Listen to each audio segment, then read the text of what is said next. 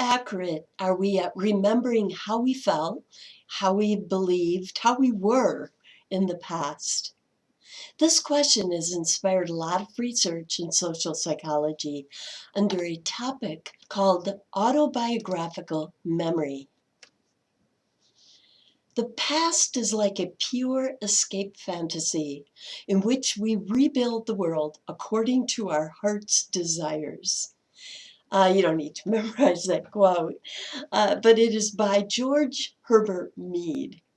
What has been found repeatedly with autobiographical memory research is that people are motivated to distort the past in ways that are self-inflated.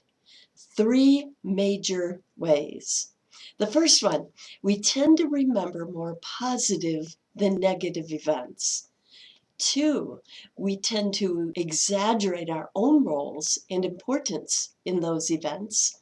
And three, we tend to remember our own past opinions and beliefs as more congruent with our present ones.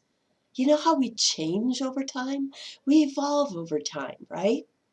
But we tend to remember our past opinions and beliefs as more congruent with our present ones. How about predicting how we would react to something in the future? Affective forecasting. This has inspired a lot of research under this topic called affective forecasting. Remember, affect in psychology means emotion, right?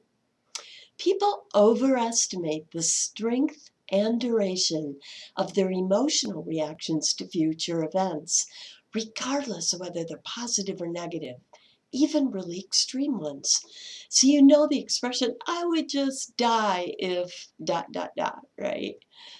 People asked to predict their affective reactions to things like a permanent injury, say becoming wheelchair bound or experiencing a big financial loss, etc., overestimate how devastated they would feel and for how long.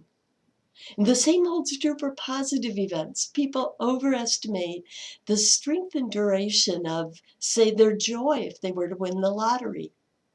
In another study, professors overpredicted their emotional reactions to getting or not getting tenure.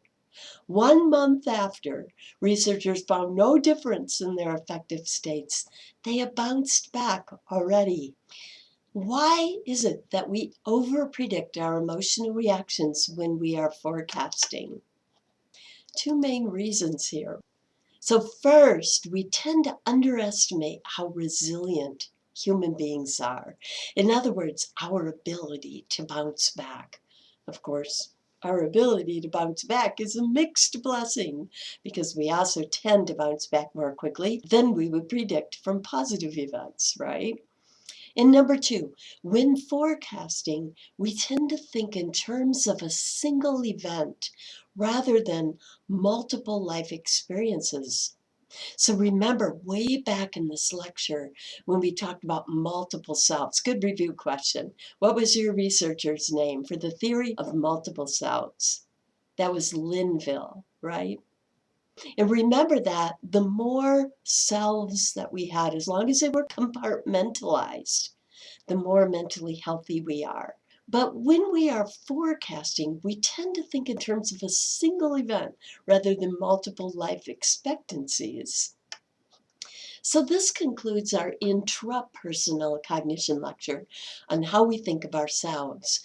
Stay tuned. In our next lecture, we will explore interpersonal cognition. In other words, how we think about others.